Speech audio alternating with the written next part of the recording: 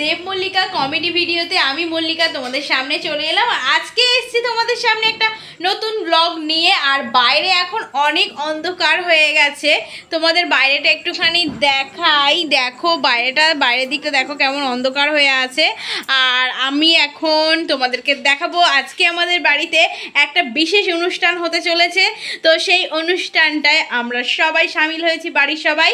তো দেখতে থাকো। এখন একটা বেলুন ফুলিয়ে রাখা হয়েছে জাস্ট, আর এখানে সমস্ত আয়োজন করা হয়েছে।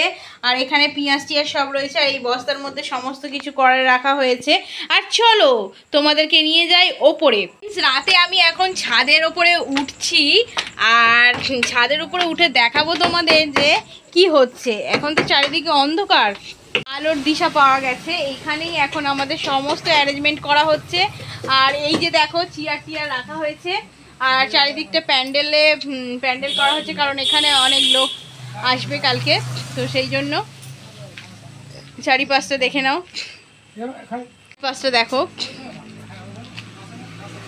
বিশেষ আয়োজনের মাধ্যমে আজকে আমাদের এই পরিবেশটাকে সাজানো হচ্ছে।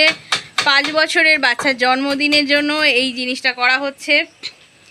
সমস্ত কিছুই তোমাদের সামনে তুলে ধরা হচ্ছে, আর সেই জন্য কমেডি ভিডিও সেইভাবে আসতে পারছে না।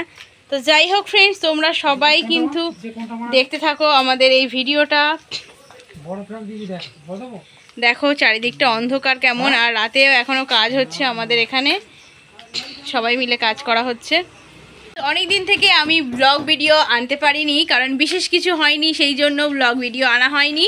তো আজকেই সেই বিশেষ অনুষ্ঠান, আর এই অনুষ্ঠানে সামিল হয়েছে আমাদের গ্রামবাসীবৃন্দ, আর আমরা বিশেষ মানুষ উপস্থিত থাকবে। আর আমার বর একটুখানি দেখে শুনে কাজ করে না, এটা আগাগোড়াই ওর অভ্যেস। এটা পড়ে গিয়েছিল, এখন তোলাতুলি করা হচ্ছে। আর দেখছো সমস্ত কিছু এসে গেছে।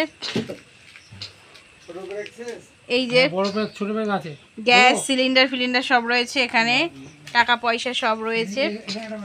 এই যে সমস্ত কিছু অ্যারেঞ্জমেন্ট করা হয়েছে। আর এই যে সব চেয়ার টেবিল সমস্ত কিছু আজকে সাজানো হবে। সব ছুটে চলে এসেছে কারণ কিছু একটা শব্দ হয়েছে, সেই জন্য। তো সবারই বুক একটা ধরাস করছে। এখন অনেকটাই রাত হয়ে গেছে, প্রায় এখন বাজে 10টা 30, আর এখনও আমাদের কাজ কমপ্লিট হয়নি। কারণ এ বাড়িতে সবারই একটা নিয়ম আছে, যেদিন কাজ তার আগের দিন সমস্ত কিছু কমপ্লিট করার। এটাই হচ্ছে ওদের নিয়ম, এটা একটা নিয়মের মধ্যে পড়ে, ঠিক আছে। আর যেদিনকে ধরো কাজ, মানে কালকে কাজ, আজকে বাজার করা থেকে শুরু করে আজকে প্যান্ডেল করা, মানে সমস্ত কাজটাই আজকে রাখে, বুঝতে পেরেছো?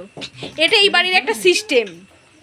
এরা এরকম সিস্টেমে চলে, আগে থেকে কাজ গুছিয়ে রাখি, এরকম কোনো সিস্টেমে এরা চলে না।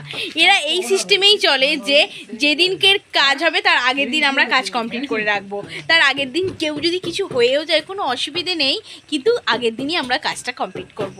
এটাই হচ্ছে এই বাড়ির মেন নিয়ম, বুঝতে পেরেছো?